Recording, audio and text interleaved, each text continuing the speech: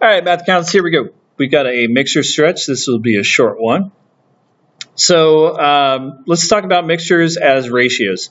So let's say I have a pancake batter, and it has 5 parts dry mix, 3 parts milk, and 2 parts eggs. So that's a ratio where I've got 5 to 3 to 2.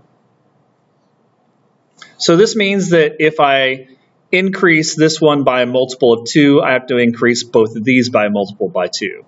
So if I multiply this one by 2, I'd get 10, this would be 6, and this would be 4. So they always have to stay proportionate to each other in the same ratio. So one way that we can solve these problems is if we want the total to be 15, we can call all of these 5x, 3x, and 2x. So 5x plus 3x plus 2x. And the x is just representing how much I'm going to multiply each of these to equal the 15 cups that I want at the end of the problem. We call this a scale factor. So I want to say that they have to stay in the same ratio of 5 to 3 to 2. And in order to do that, you have to multiply them by the same amount. So here we can just add these up and get 10x is equal to 15. Divide by 10, and we get x equals 15 over 10, which would be 1.5. So now I would know that in order to find out how many of each I'm going to need to make 15 cups, well, now I can just say, okay, this is 5 times 1.5, because this is the scale factor for each of these, which would be 7.5. This one would be 3 times 1.5, which is 4.5. This would be 2 times 1.5, which would be 3. And then these two add up to 12. And then 12 plus 3 is 15. So it's still in the same ratio of 5 to 3 to 2. Just each of these numbers got multiplied by 1.5, which is our scale factor for it. Now, this problem can also be solved with proportional reasoning, where I'm comparing the part to the whole. So let's say I just want to know how many eggs I'm going to need in this problem. So there are 2 parts of eggs, and there's a total of 10 parts. Now I want the whole to be 15. So this proportion will tell me how many parts need to be eggs in this problem of the 15. So part to whole equals part to the 15 whole that I want. So I can just use cross products here and get 10x is equal to 30. Divide by 10, x is 3. So this one tells me what I knew over here is that I need 3 parts eggs, or 3 cups of eggs, to get this 15 cups of batter. And you can solve it for each one. This is better when you're only trying to solve for one specific one, whereas this one's better when you're trying to solve for each individual part. All right, parts of the whole again. So what percentage of the batter is milk? Again, you can just use parts divided by the whole. So how much is milk? Well, 3 of it's milk.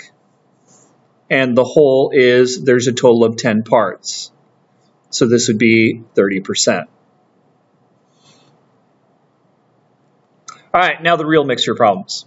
So in a mixture problem, what we usually have is we're taking 2 or 3 things and we're mixing them together in order to get a third thing.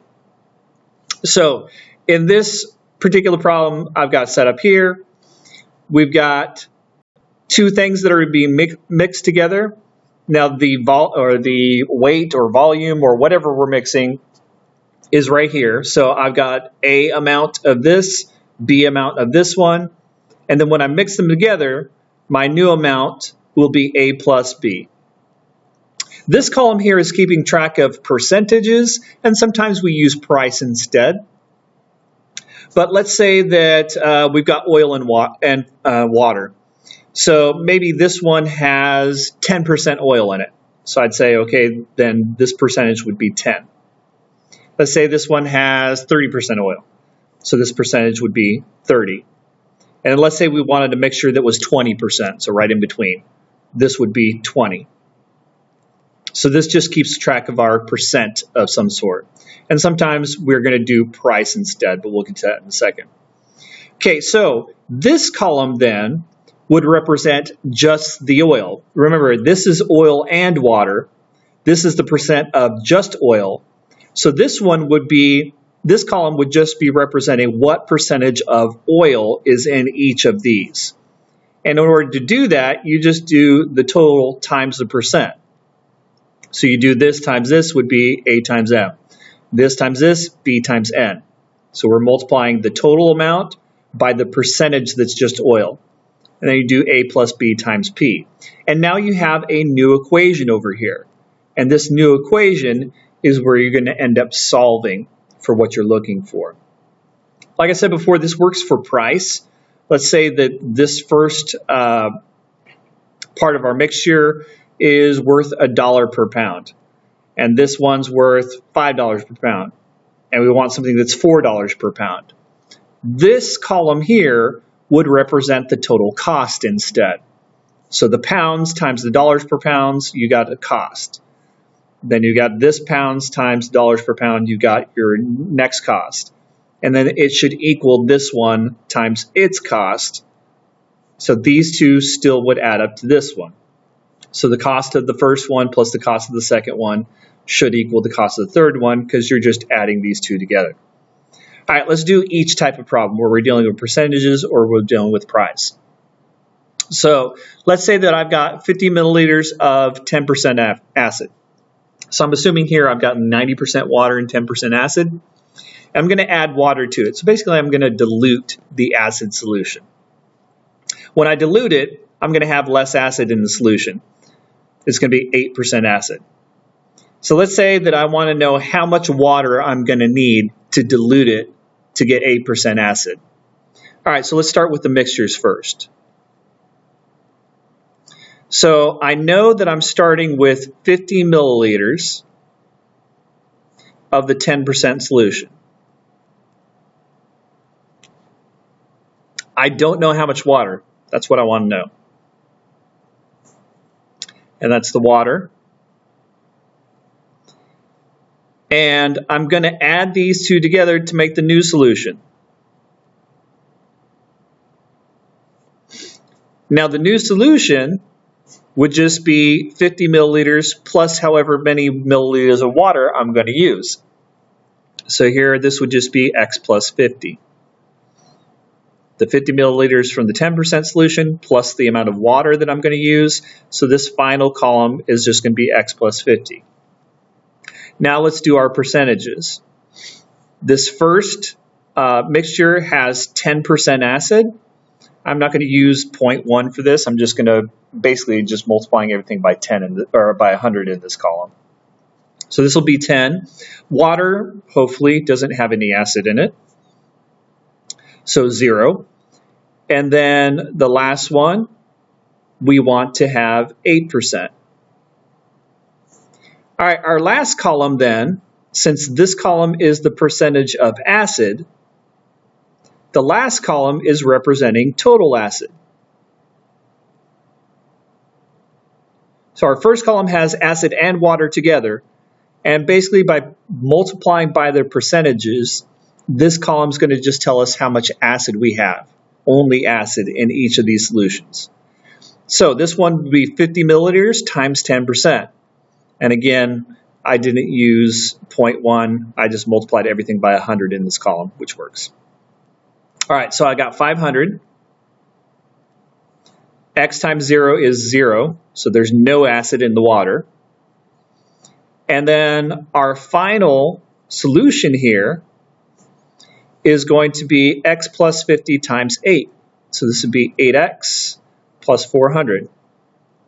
This column gives us an equation we can solve. So we've got 500 plus 0 equals 8x plus 400.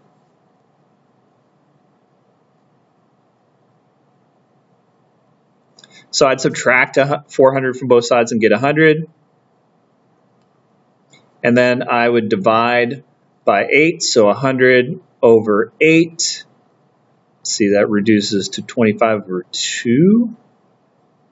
So that would tell me that I need 12.5 milliliters of water in order to dilute this enough to get 8% acid.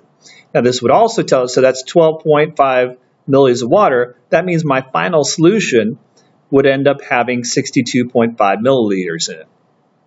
So there's a lot of different things they might ask you. They might ask you how much your final solution is. They might ask you how much your water is. There you go. So that's how you do it. You just plug in for X. Next one, what if we had, so this one is a price and cost one. Let's say we've got mixture 1. This is going to be candy A. Then we got candy B, and we're going to make a mix of these candies. So in this one, candy A is $2.50 per pound. So that one's 2.50. Candy B is $4 per pound. And the last one is $3 per pound. Now in this one, we know that our mixture has to be 4. So we want to know how much of these two I'm going to use. Well, I don't know what either one is, but I don't want two variables, so I don't want to call it X and Y. So what I'm going to do is I'm going to call this one X, and this one then, if it's this plus this equals 4, this one would have to be 4 minus X, because 4 minus X plus X equals 4. All right, and then the last column is going to be our total cost. So 4 pounds minus X pounds times 250. So I have to distribute, so 2.5 times 4 is 10, minus 2.5X. Over here, X times 4, so 4 pounds times, X pounds times $4 would be 4X for the cost. And then here we've got 4 pounds times $3 per pound. That's $12 total. So here's our equation. 10 minus 2.5x plus 4x equals 12. So I can combine these two like terms, and I get 10 plus 1.5x equals 12. Subtract 10. I get 1.5x equals 2. Divide, I get x equals 2 over 1.5. If I multiply the top and the bottom by 2, I get 4 over 3. So this tells me that I need 1 1/3 of a pound of this one. And then this one would be 4 minus 1 1/3. So 4 minus 1 1/3 would be 2 2/3. So I would need 2 2/3 of A, and of B I would need 1 1/3. So add them together, and that adds up to 4 pounds. There you go. All right, mix it up. Have fun. See you later.